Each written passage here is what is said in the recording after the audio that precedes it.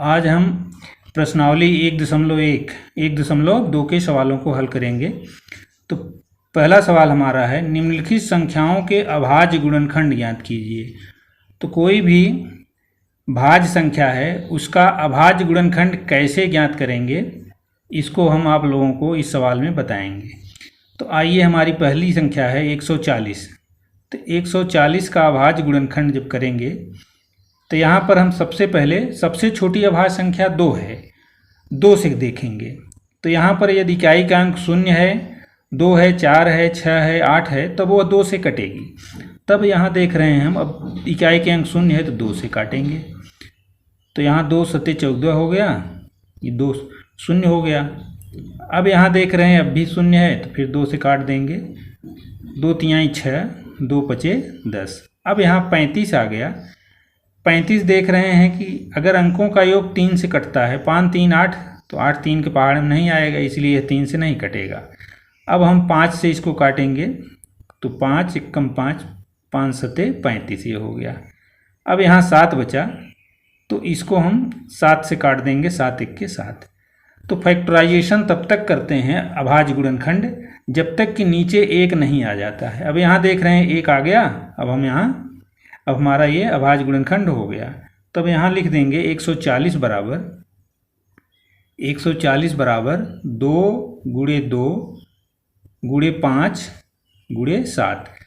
तो चूंकि 2 5 7 ये अभाज्य संख्याएं हैं, इसीलिए यह 140 का अभाज्य गुणनखंड होगा।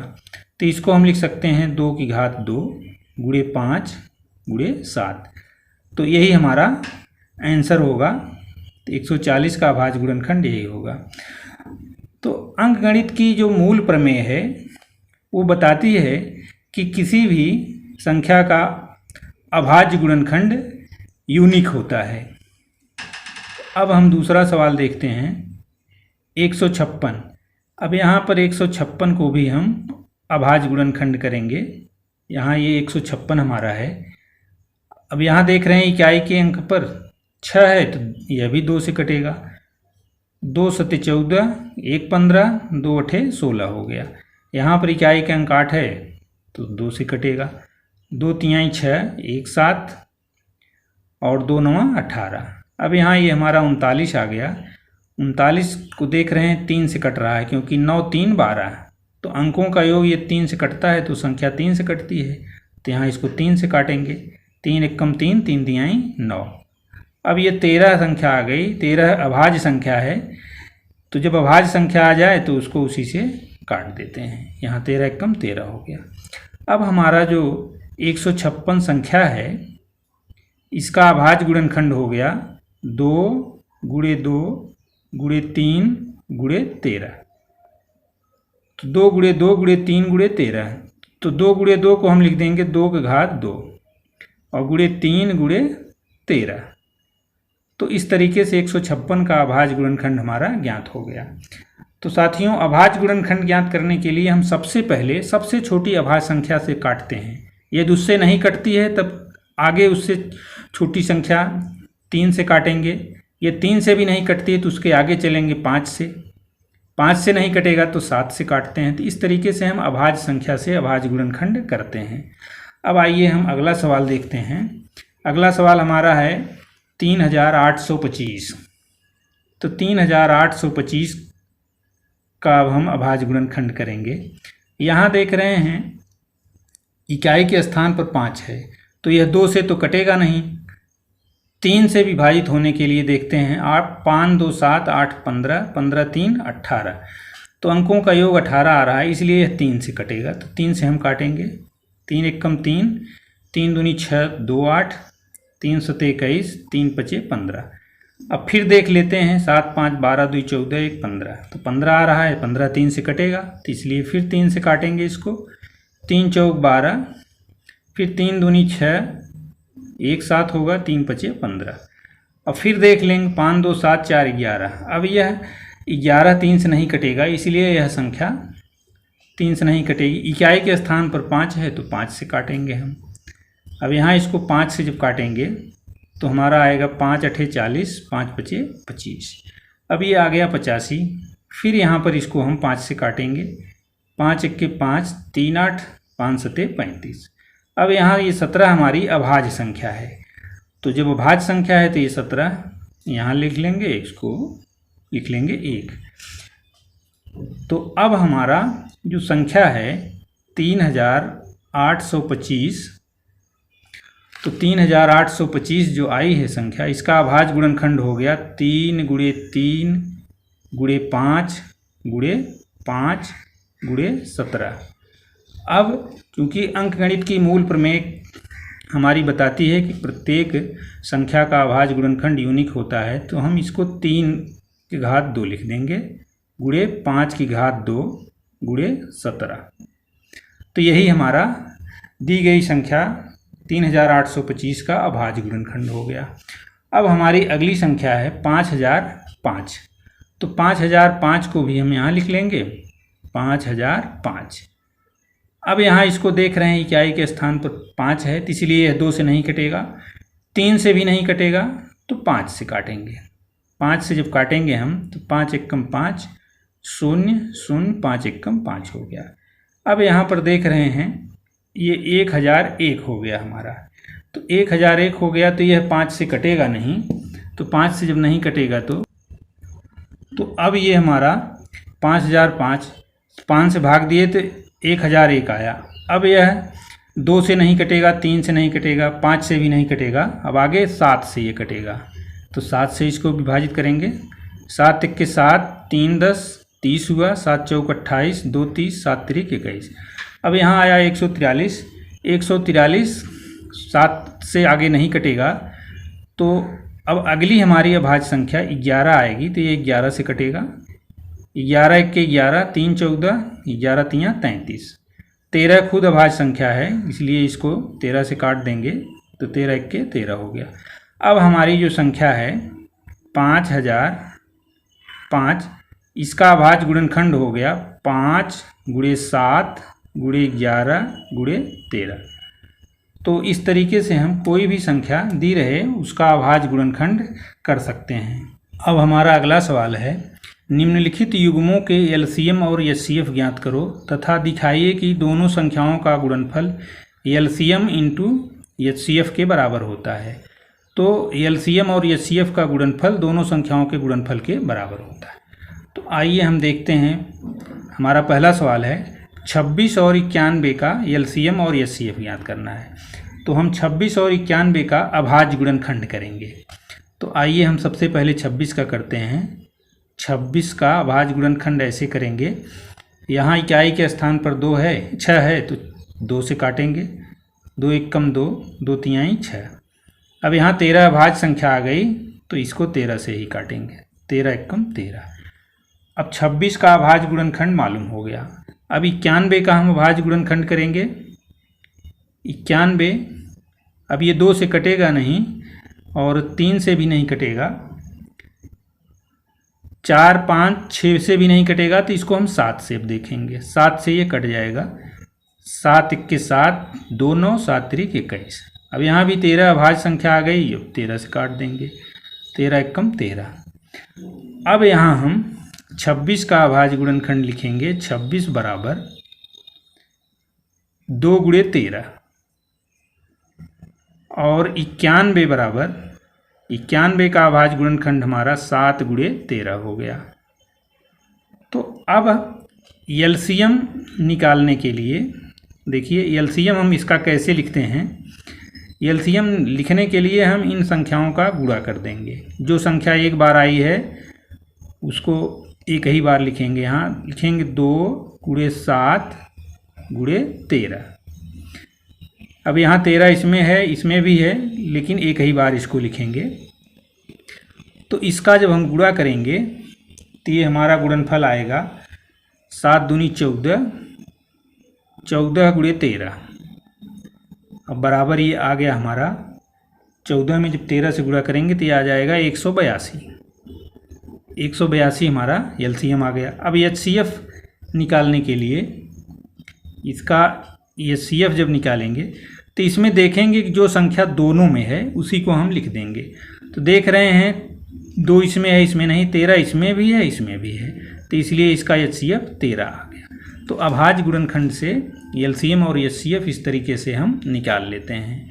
अब हमें दिखाना है कि दोनों संख्याओं का गुणनफल एचसीएफ और एलसीएम और एचसीएफ के गुणनफल के बराबर होता है। तो आइए हम देखते हैं संख्याओं का गुणनफल। यहाँ पर संख्याओं का गुणनफल, संख्याओं का गुणनफल तो संख्याओं का गुणनफल हम करते हैं तो संख्याएं हमारी है 26 गुणे 91। तो 26 में जब हम 91 का गुणा करेंगे तो ये हमारा आ जाएगा 2366। 2366 इसका गुणा इतना। और एलसीएम और एचसीएफ का जब गुणा करेंगे, एलसीएम गुणे एचसीएफ, तो ये हमारा हो जाएगा, एलसीएम आया है 182 और एचसीएफ आया है 13। तो इसमें भी जब गुणा करेंगे तो ये हमारा आ जाएगा 13 दूनी 26, 13 8 104 और 106 हो जाएगा, 13 1 के 13, 13 10 23 हो जाएगा हमारा। तो इस तरीके से देख रहे हैं हम संख्याओं का गुणनफल बराबर एलसीएम इंटू एचसीएफ। तो हमारी दूसरी शर्त भी संतुष्ट हो गई।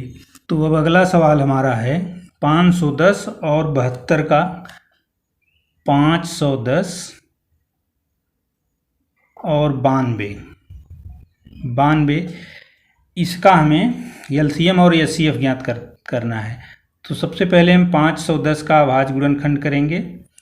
तो 510 का जब अभाज्य गुणनखंड करेंगे तो यहाँ पर देख रहे हैं इकाई के स्थान पर शून्य है तो 2 से काटेंगे हम। 2 दूनी 4, 1 5 10, 2 पचे 10, 2 पचे 10। अब इकाई के स्थान पर 5 आ गया, 2 से नहीं कटेगा।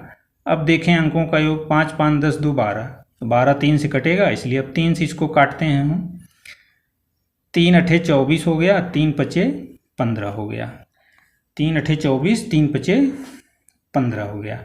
अब यहाँ देखते हैं 8 5 13, तो 13 3 से नहीं कटेगा, इसलिए अब इसको 5 से काटेंगे। तो जब 5 से काटेंगे इसको तो 5 के 5, 3 8, 5 7 35, तो 17 हमारी अभाज्य संख्या हो गई। तो अब हम 17 से इसको यहाँ काट देंगे तो 1 आ गया। तो 510 का अभाज्य गुणनखंड हो गया। अब फिर हम 92 का निकालेंगे। 92 का इसी तरीके से, यहाँ पर इकाई के स्थान पर 2 है तो 2 से काटेंगे। 2 चौक 8, 1 9 और 12 हो गया, 2 छक 12। फिर 2 से काटेंगे, 2 दूनी 4, 2 तिहाई 6। अब देख रहे हैं 23 आ गया। तो 23 हमारी अभाज्य संख्या है, किसी से नहीं कटेगी, तो यहाँ 23 से इसको काट देंगे। 23 1 के 23। अब यहाँ पर हम लिखेंगे 510 बराबर 2 गुणे 3 गुणे 5 गुणे 17। अब यहाँ पर इसका अभाज्य गुणनखंड 2 गुणे 3 गुणे 5 गुणे 17 और 92 का अभाज्य गुणनखंड हो गया 2 गुणे 2 गुणे 23। तो अब इस तरीके से हम दोनों का अभाज्य गुणनखंड लिख लिए। अब यहाँ पर एलसीएम लिखेंगे। एलसीएम बराबर इसका एलसीएम, तो एलसीएम देख रहे हैं 2 यहाँ 2 बार आया है, तो 2 जिसमें अधिक बार आता है तो उसको लिखते हैं। तो 2 बार आया इसलिए इसको 2 बार लिखेंगे। इसके बाद 3 यहाँ है, गुणे 3 लिखेंगे, गुणे 5 लिखेंगे, फिर गुणे 17 लिखेंगे, गुणे 23 लिखेंगे। तो अब हम इनका गुणा करेंगे। जब इनका गुणा करेंगे तब हमें एलसीएम मालूम हो जाएगा। तो आइए हम गुणा कर लेते हैं। तो 2 दूनी 4, 4 तिहाई 12, 12 पचे 60 हो गया। अब यहाँ पर 60 में हम 17 से गुणा करेंगे, फिर 23 से गुणा करेंगे। अब ये 60 में जब 17 से गुणा करेंगे तो ये हमारा हो गया 17 छक्का 102, इतना गुणे 23। अब 23 का गुणा करेंगे इसमें तो ये हमारा हो जाएगा 23 0 0, 23 दूनी 46, 23 0 0 4, 23 1 के 23। अब ये 23,460 इसका एलसीएम हो गया। अब एचसीएफ इसका हमारा हो जाएगा एचसीएफ। अब एचसीएफ देखते हैं, जो दोनों में होता है वही लिख लेते हैं। इसमें देख रहे हैं 2 इसमें है और इसमें भी है, 3 इसमें है, इसमें नहीं है, 5 इसमें है, इसमें नहीं है। तो इसका HCF 2 हो गया। अब जब HCF और LCM मालूम हो गया, तब हम अब देखेंगे कि संख्याओं का गुणनफल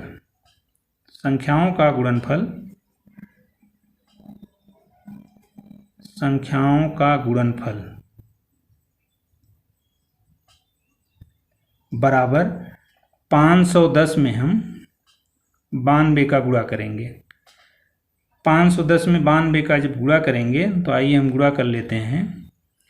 बराबर 510 गुणे 92, तो ये हो गया 2 शून्य शून्य, 2 एकम 2, 2 पचे 10, 9 शून्य शून्य, 9 एकम 9, 9 पचे 45। इसको जोड़ लेंगे तो शून्य हो गया, 2 9 और 5 1 6 4। तो ये हमारा आ गया 46,920। 46,920। अब LCM और HCF का गुणा करेंगे। LCM गुणे HCF, तो जब LCM और HCF में गुणा करेंगे तो ये हमारा हो जाएगा 2 गुणे HCF 2 है, LCM 23,460 है, 23,460। तो ये भी हमारा आ जाएगा 2 शून्य शून्य, 2 छक 12, 2 चौक 8 1 9, 2 तिहाई 6, 2 दूनी 4। तो देख रहे हैं संख्याओं का गुणनफल LCM और HCF के बराबर है, तो सवाल हमारा सही है। अब हम अगला सवाल 336 और 54 का LCM और HCF निकालेंगे। तो ये 336 हमारा है, इसका अभाज्य गुणनखंड जब करेंगे तो यहाँ पर इकाई के स्थान पर 2 है तो हम 2 से काटेंगे। तो 2 एकम 2, 1 3, 2 छक 12, 2 अठे 16। फिर यहाँ 8 है तो हम 2 से काटेंगे इसको, 2 अठे 16, 2 चौक 8। अब यहाँ पर फिर 2 से काटेंगे, 2 चौक 8, 2 दूनी 4। फिर 2 से इसको काटेंगे, 2 दूनी 4, 2 इक्के 2। अब 21 आ गया, 21 2 से नहीं कटेगा, इसको हम 3 से काटेंगे। 3 सते 21, 7 हमारी अभाज्य संख्या है, इसलिए इसको यहाँ पर काट देंगे तो 1 आ जाएगा। अब दूसरी संख्या है 54। 54 का भी हम अभाज्य गुणनखंड जब करेंगे तो ये हमारा इकाई के स्थान पर 2 है तो यहाँ 2 से काटेंगे। 2 दूनी 4, 1 5, 2 सते 14। अब 27 आ गया, 27 3 से काटेंगे, 3 9 27। फिर इसको 3 से काटेंगे, 3 तिहाई 9। फिर 3 से काटेंगे, 3 एकम 3। अब हमारा 336 का अभाज्य गुणनखंड हो गया 2 गुणे 2 गुणे 2 गुणे 2 गुणे 3 गुणे 7। और 54 का अभाज्य गुणनखंड हो गया 2 गुणे 3 गुणे 3 गुणे 3। तो अब इनका अभाज्य गुणनखंड जब निकल गया तो हम LCM निकाल लेंगे। LCM इसको हम लिख सकते हैं 2 की घात 3, 2 की घात 4 है, और गुणे 3 गुणे 7। अब इसको लिख सकते हैं 2 गुणे 3 की घात 3। अब ध्यान देना है LCM निकालने के लिए जो सबसे बड़ी घात होती है उसको यहाँ लिखेंगे। यहाँ 2 है, 2 की घात 4 है, तो यहाँ पर हम 2 की घात 4 लिखेंगे। अब यहाँ 3 है, यहाँ 3 की घात 3 है, तो यहाँ 3 की घात 3 लिखेंगे। फिर शेष संख्याओं को हम लिख लेंगे। शेष 7 बचा है तो 7 को लिख लेंगे। तो यही हमारा LCM होगा। तो आइए हम इसको सरल कर लेते हैं। तो 2 की घात 4, 2 दूनी 4 दूनी 8 दूनी 16 हो जाएगा। 3 की घात 3, 3 तिहाई 9 त्रिक 27 हो गया, और गुणे 7। तो अब ये हमारा हो जाएगा 16 का गुणा जब 7 में करेंगे, 16 सत्ते 112 हो गया। अब इसमें 27 से गुणा करेंगे, तो जब 27 का गुणा इसमें करेंगे तो ये हमारा हो जाएगा 27 दूनी 54, 27 1 के 27, 27 5 32, 27 1 के 27, 27 3 30। तो ये 3024 हमारा इसका LCM निकल आया। अब HCF निकालेंगे।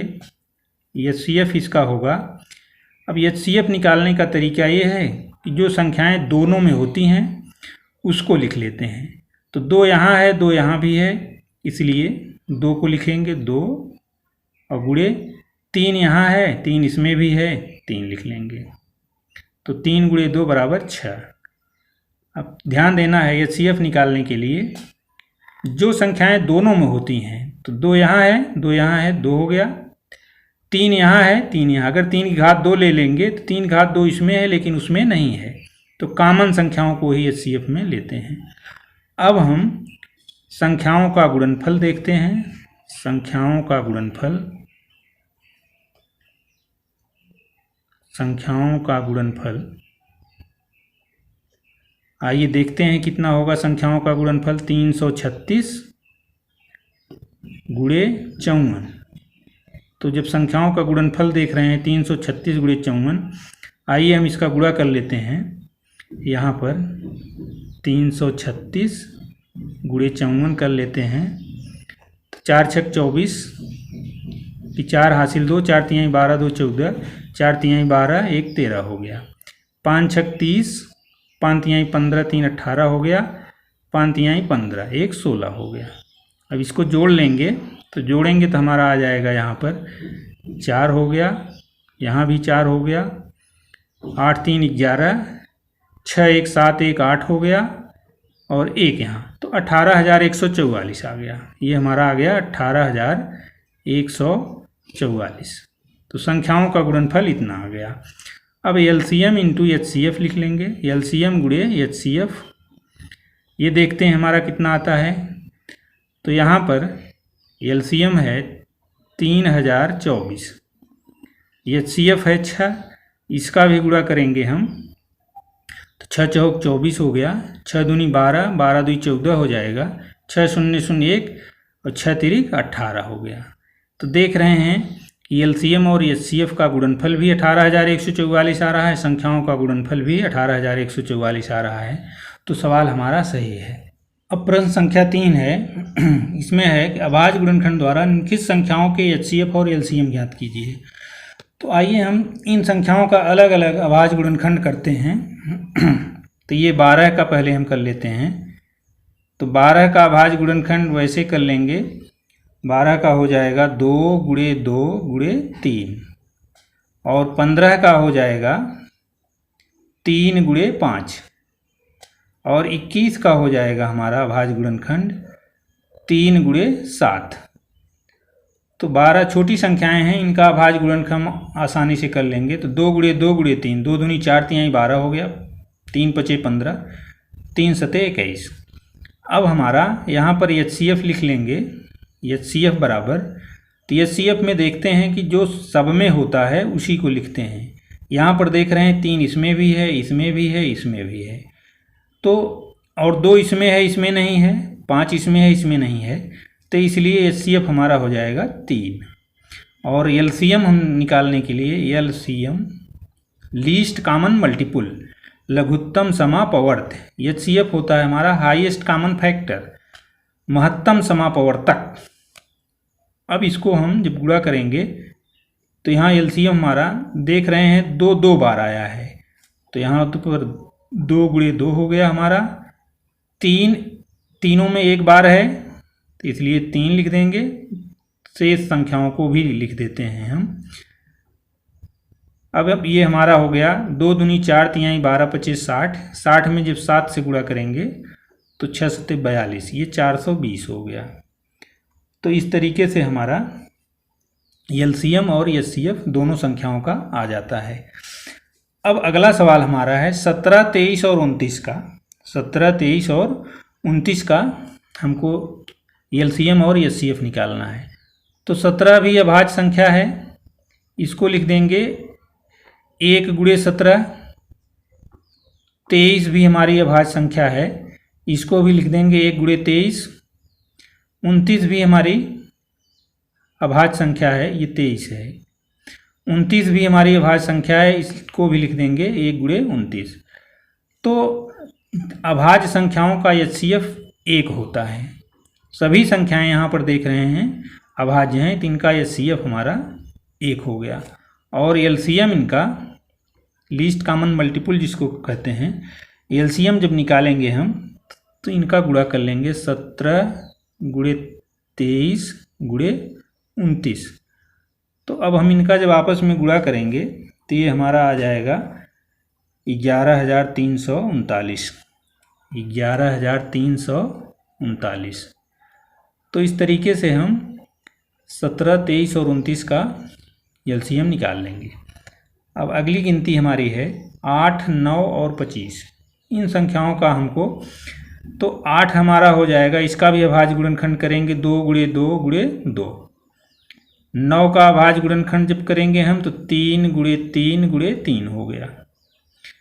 अब इसको लिख सकते हैं 2 की घात 3, इसको लिख सकते हैं 3 की घात 3 गुणे 3 होगा, ये 2 नहीं होगा, ये गलत है, 3 की घात 2 होगा।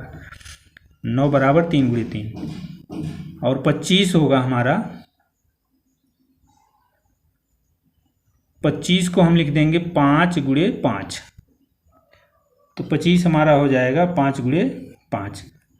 तो इधर देख रहे हैं हम इनका एचसीएफ, कोई भी संख्या कॉमन नहीं है तो एचसीएफ 1 हो जाएगा। और एलसीएम निकाल लेंगे हम, एलसीएम इसका हो जाएगा 2 की घात 3 गुणे 3 की घात 2 गुणे 5 की घात 2, सबको आपस में गुणा कर लेंगे। तो 2 गुणे 2 गुणे 2 गुणे 3 गुणे 3 गुणे 5 गुणे 5। अब यहाँ हमारा हो जाएगा सीधे 8 गुणे 9 गुणे 25। तो 25 अट्ठे 200 हो गया, 200 में जब 9 से गुणा करेंगे तो 2 9 18, 1800 हो गया। तो 1800 हमारा एलसीएम हो गया और 1 इसका एचसीएफ होगा।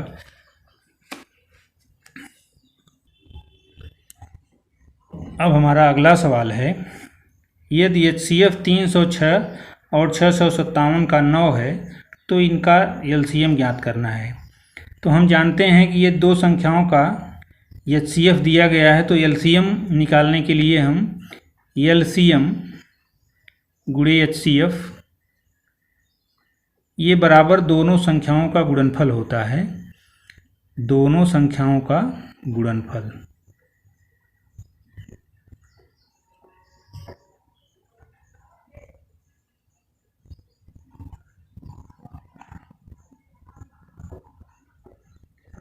तो अब यहाँ पर देख रहे हैं एलसीएम और एचसीएफ 9 दिया गया है और दोनों संख्याएं 306 और गुणनफल 657 हम कर लेंगे। अब यहाँ 9 का गुणा किया गया है तो उधर जाएगा तो भाग हो जाएगा, तो एलसीएम बराबर होगा 306 गुणे 657, इधर 9 से हम भाग दे देंगे। तो यहाँ 9 एकम 9, 9 सत्ते 63, 2 65, 9 त्रिक 27। तो 306 में हम 73 से गुणा कर देंगे, आइए गुणा कर लेते हैं। 306 गुणे 73, 3 छक 18, 3 त्रिक का 9 हो गया, 7 छक 42, 7 त्रिक 21 हो गया। अब यहाँ 8 आ गया, 2 1 3 और 9 4 13 हो गया और 1 1 2 हो गया, 2 हो गया। तो ये 22,338 आ गया। तो अब इसको हम जब सरल करेंगे तो ये हमारा आ जाएगा 22,338। तो अगर एचसीएफ दिया गया है और दोनों संख्याएं दी गई हैं तो एलसीएम हम इस सूत्र के माध्यम से निकाल लेते हैं। हमारा अगला सवाल है, जांच कीजिए कि क्या किसी प्राकृतिक संख्या n के लिए 6 पावर n अंक शून्य पर समाप्त हो सकता है। तो शून्य अंक पर समाप्त होने के लिए हम जानते हैं कि यदि संख्या में 5 से गुणा किया जाता है तो वह संख्या में शून्य अंक आ जाएगा। जैसे यदि 2 में 5 से गुणा किया जाए तो 5 दूनी 10, इस संख्या के अंत में शून्य आ जाता है। 4 में अगर हम 5 से गुणा करें तब भी अंतिम अंक शून्य हो जाएगा। तो इस तरीके से यदि कोई भी भाज्य संख्या है और उसमें हम 5 से गुणा करेंगे तो शून्य अंक पर वो समाप्त होगा। तो यहाँ पर देखिए 6 की पावर n है, 6 की पावर n को हम अभाज्य गुणनखंड करें तो ये हमारा 2 गुणे 3 हो गया। तो 2 गुणे 3 और इसका भी पावर n, तो इसको हम लिख देंगे 2 की घात 3, 2 की घात n गुणे 3 की घात n। अलग अलग हो जाएंगे।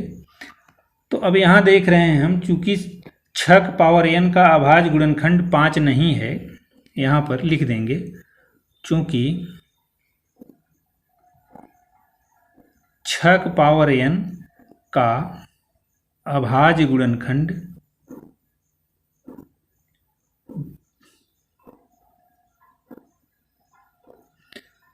5 नहीं है। तो जब तक 5 नहीं आएगा तब तक शून्य पर कोई भी संख्या समाप्त नहीं होगी। अतः 6 पावर n का अंक शून्य पर समाप्त नहीं होगा।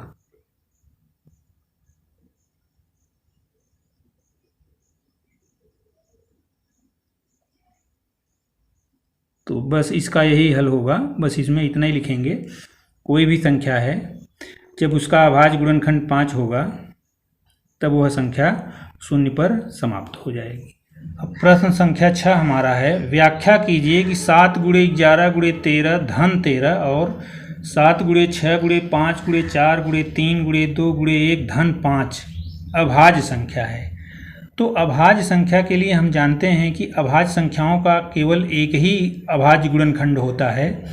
यदि उसके एक से अधिक अभाज्य गुणनखंड हैं तो वह अभाज्य संख्या नहीं होगी।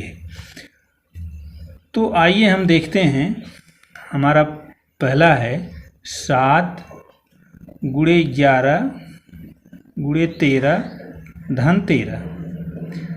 अब इसमें हम अगर 13 को कॉमन ले लें, 13 यहाँ बाहर कर लेंगे तो ये हमारा हो जाएगा 7 × 11 × 13 धन 1।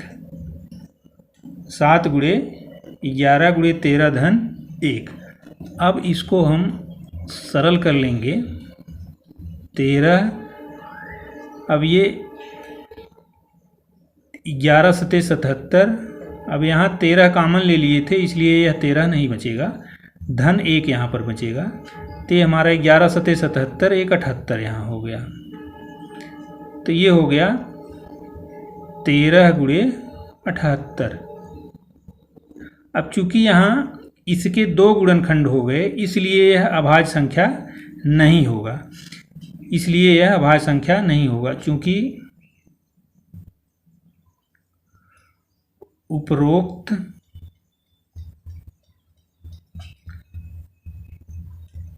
संख्या के 2 अभाज्य गुणनखंड हैं, 2 गुणनखंड हैं, इसलिए यह अभाज्य संख्या नहीं है।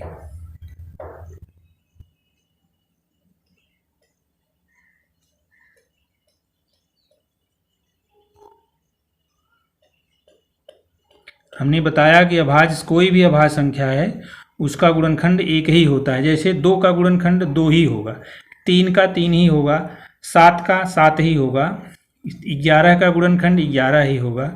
यहाँ पर इसके 2 गुणनखंड हो जा रहे हैं इसलिए अभाज्य संख्या नहीं होगी। अब अगला सवाल हम देख लेते हैं। अगला हमारा है 7 × 6 × 5 × 4 × 3 × 2 × 1 धन 5। अब इसको भी हम हल कर लेंगे। यहाँ 5 है तो यहाँ 5 कॉमन ले लेंगे। तो जब 5 कॉमन ले लेंगे तो ये हमारा हो जाएगा 7 × 6। 5 कॉमन लिए हैं इसलिए यहाँ पर कट जाएगा, × 4 × 3 × 2 × 1 धन 1। यहाँ पर 1 हो जाएगा। तब ये देखिए यहाँ पर 5 हो जाएगा। तब यहाँ पर इसको गुणा कर लेंगे हम। 3 दूनी 6, 6 6 चौक 24, 24 में 6 से गुणा करेंगे, ऐसे गुणा कर लें। 7 × 6 42, 42 दूनी 84, 84 में 12 से गुणा कर लें, 84 × 12 धन 1 यहाँ पर है। अब इसको जब गुणा कर लेंगे हम तो ये हमारा आ जाएगा 5। यहाँ पर 12 चौक 48, 12 8 96, 96 4, ये हमारा 100 हो गया और धन 1। तो इधर ये आ गया 5 और दूसरा आ गया 1009। तो इसके भी हमारे 2 गुणनखंड हो गए। तो इसके भी जब 2 गुणनखंड हो गए तो ये भी हमारा अभाज्य संख्या नहीं होगा। तो यहाँ पर चूंकि लिख देंगे, चूंकि उपरोक्त संख्या के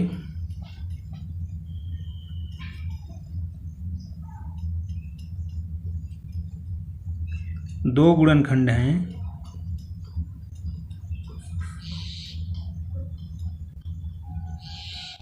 अतः यह अभाज्य संख्या नहीं है। अब हमारा अगला सवाल है प्रश्न 7, जो कि बहुत ही आसान है लेकिन देखने में बहुत बड़ा लग रहा है। सवाल है कि किसी खेल के मैदान के चारों ओर वृत्ताकार पथ हैं। एक खेल का मैदान है, उसके चारों ओर वृत्ताकार पथ है। इस मैदान का एक चक्कर लगाने में सोनिया को 18 मिनट और रवि को 12 मिनट लगते हैं। एक चक्कर दोनों को लगाने में क्रमशः 18 और 12 मिनट लगते हैं। यदि वे दोनों एक साथ चलना प्रारंभ करें तो कितने समय बाद वे एक साथ मिलेंगे। तो सवाल तो बहुत ही आसान है, तो इसका हल हम निकाल लेते हैं। देखिए, यहाँ पर अगर सोनिया 2 चक्कर करती है तो 2 चक्कर करने में इसको 36 मिनट लगेंगे, और रवि 3 चक्कर करेगा तो इसको 36 मिनट लगेंगे।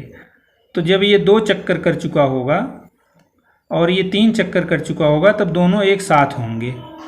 तो हम इनका अगर एलसीएम निकाल लें तो हम इस सवाल को हल कर लेंगे। तो आइए हम 18 और 12 का एलसीएम निकालते हैं। 18 का हम अभाज्य गुणनखंड जब करेंगे तो ये हमारा 2 गुणे 2, 2 गुणे 3 गुणे 3।